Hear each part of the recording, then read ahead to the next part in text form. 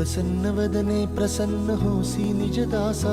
प्रसन्न वदने प्रसन्न होसी निजदासा क्लेशांपासून सोडवितोडी भवपाशा क्लेशांपासून सोडवितोडी भवपाशा अंबे तुझ वाचून कोण पूर्वी आशा नरहरी तल्लीन झाला पद पंकज लेशा